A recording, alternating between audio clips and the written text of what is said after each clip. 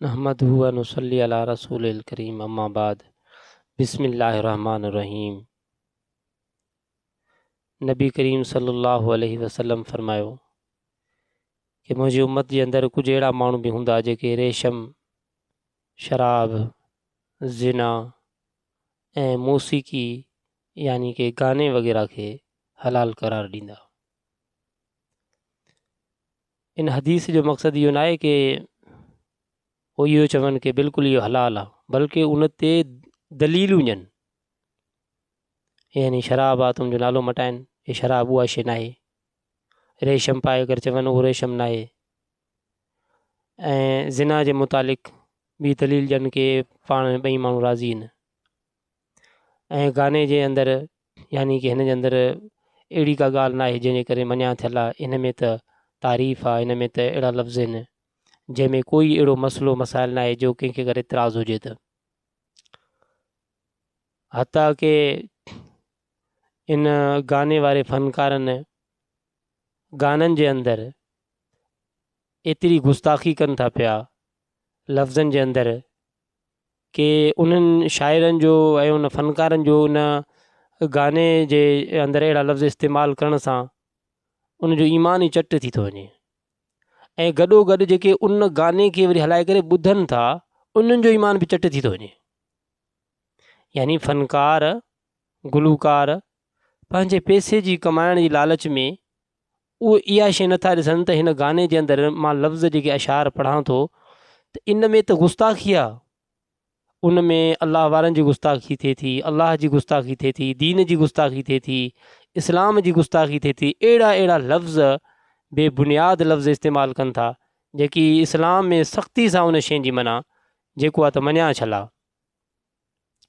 इस्लाम हमेशह इन शइ खे माना यादि करण जे लाइ दर्स ॾिनो आहे कि तव्हां सभु खां पहिरियां अलाह उन जे रसूल ऐं उन जे दीन खे मदे नज़र रखो।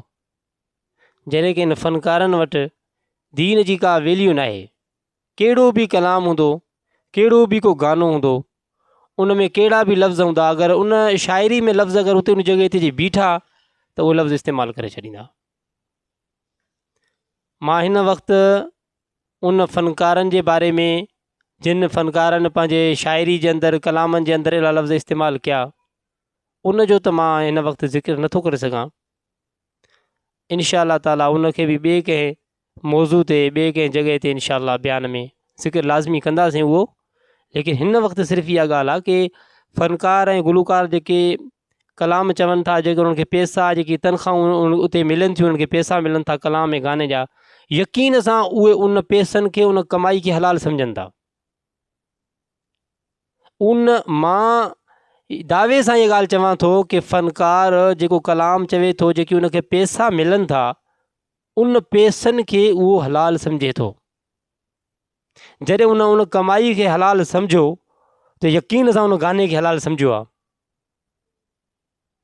इन जे करे अल्लाह जे नबी अलैहिस्सलाम फरमायो मुंहिंजी उम्मत जे अंदरि अहिड़ा माण्हू ईंदा जेके गाने ऐं मौसीक़ी खे हलाल करार ॾींदा।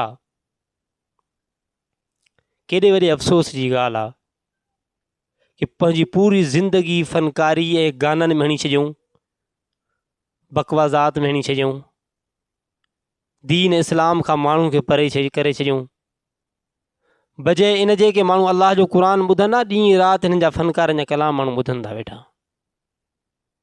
इन्हनि माण्हुनि जो अंजाम तमामु बुरो थियण वारो आहे। दुनिया में 4 ॾींहं जेके वणे गाना चवनि, गुस्ताखियुनि में चवनि, ऐं दुनिया में माण्हू खे फ़हाशी ऐं बेहयाई जा गाना ठाहे करे चवनि, इहे चंद ॾींहंनि जी ज़िंदगी आहे जेकी हिननि खां गुज़री वेंदी। दुनिया में फ़नकारनि जो अंजाम वॾो बुरो थियो आहे।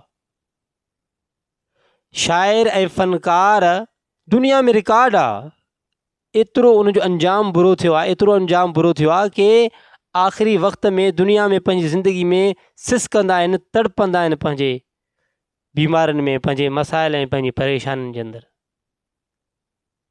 त असांखे इहो थियणु खपे कि असां पंहिंजो वक़्तु इन फ़नकारनि ऐं गुलूकारनि